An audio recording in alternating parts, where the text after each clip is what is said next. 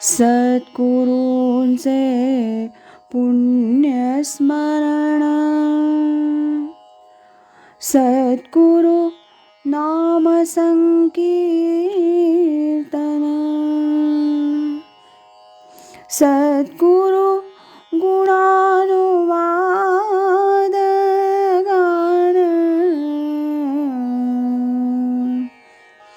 श्रवण मनन सद्गुरूंचे, श्रवण मनन सद्गुरूंचे.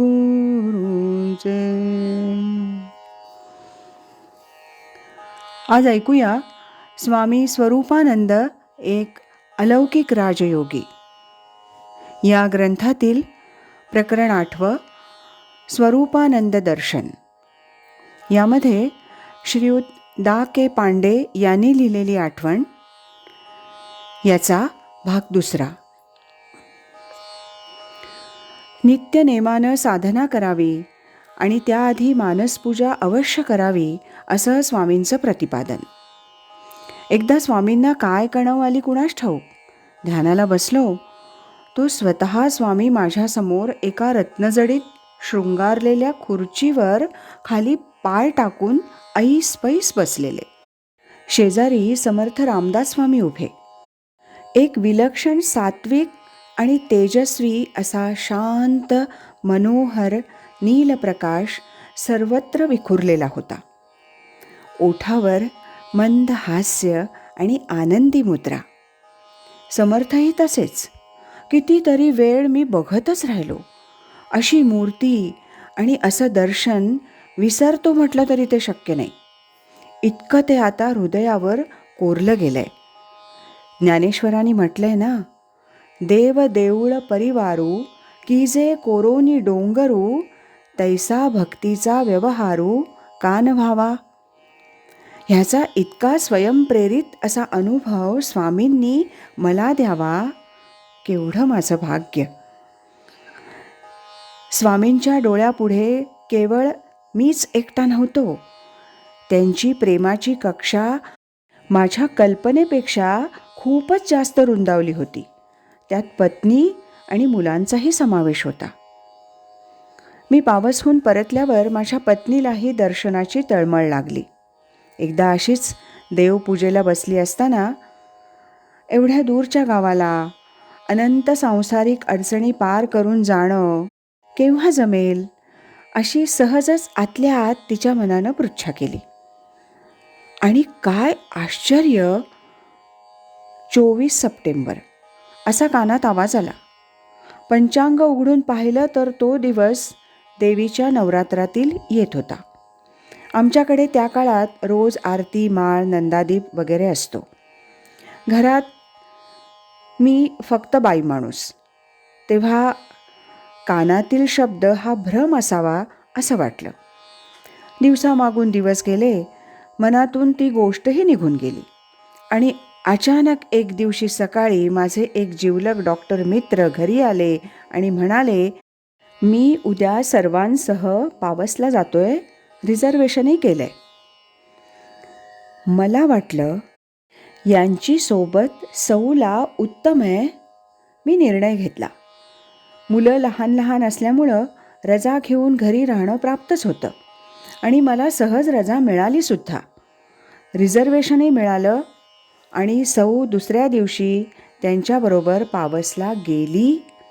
तो दिवस बरोबर 24 सप्टेंबर 1968 हा होता.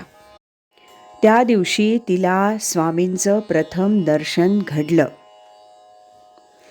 अलौकिक, सर्वत्र संचार करणारी राजयोगी महाशक्ती आणखी काय वेगळी असू शकेल. यानंतर हळूहळू स्वामींनी सर्वच मुलांना ओढून घेतलं. एकदा एक सुंदर दृष्टांत दिला. स्वामी एका सुशोभित चौरंगावर बसलेत. शेजारीच नुकतीच सत्यनारायणाची पूजा केलेली दिसत होती. स्वामींनी मला बोलावलं आणि कपाळाला गुलाल लावला आणि म्हणाले, हा अंतरीच्या भगवंताचा. नंतर माझ्या पत्नीला बोलावलं आणि तिलाही तसंच म्हणून गुलाल लावला. त्यानंतर थोरल्या मुलालाही तसंच केलं. नंतर क्रम सगळ्यात धाकट्या मुलाचा लागला आणि त्यानंतर मधल्या. बरोबर ह्याच क्रमानं सर्व मुलांचा पावसला जाण्याचा योग आला आणि त्याच क्रमानं अनुग्रहही मिळत गेला. पुढे धाकट्या 2 मुलांना तर महिना महिना स्वामींच्या सेवेत राहण्याचं भाग्यही लाभलं. भुक्ती आणि मुक्ती ह्या दोन्हीही स्वामींनी मला दिल्या आणि सारखे देतच असतात. त्यांची प्रतिमा माझ्या दृष्टीनं अत्यंत विशाल आणि सर्वगामी होत चाललेली आहे. त्यांनी आपला पंचभौतिक देह सर्वांपासून लौकिकार्थानं वेगळा केला. त्यावेळी मी दैववशात माझ्या थोरल्या भावाच्या प्रथम श्राद्धदिनानिमित्त नागपूरपासून 150 मैल लांब दुर्ग या गावी होतो. दिनांक 15 आणि 16 ऑगस्ट 74 अशा लागोपाठ 2ही दिवशी स्वामी सकाळी 5 वाजता माझ्या स्वप्नात आले आणि मला स्वतःच्या गाडीत बसवून दूरवर फिरायला घेऊन गेले. हिमालयातील अत्यंत दुर्गम शिखरावरील अनेक देवालयं आणि साधू सत्पुरुष यांचं दर्शन स्वामी स्वतः मला घडवून देत होते.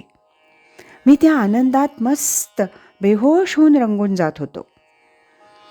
16 तारखेला दुपारी मला स्वामींची दुःखद वार्ता कळली. पण मला स्वामींनी आधीच इतक्या सुखद स्मृतींनी भारावून टाकलेलं होतं की दुःखाचे आवेग खूप वाढण्यापूर्वीच विरघळून जात. अर्थात काही वेळी दुःखावेग आवरणं मला जडही जात होतं. तरी पण स्वामी जणू सतत समोर उभे राहून मला दुःखापासून परावृत्त करीत होते.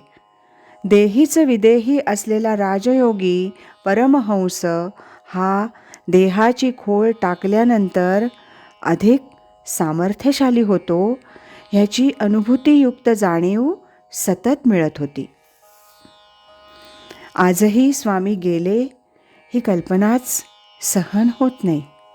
ते आहेत, पूर्वीसारखेच आहेत, किंबहुना अधिक विशाल आहेत आणि अधिक जवळ आहेत.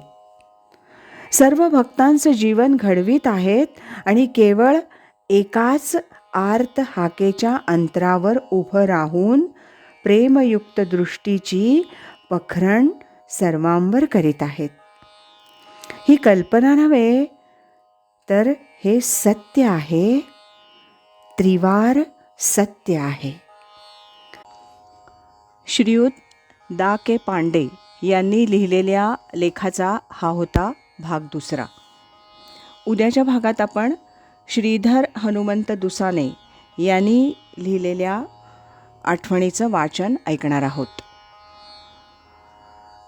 श्रीमत सच्चिदानंद सद्गुरु श्री स्वामी स्वरूपानंद महाराज की जय.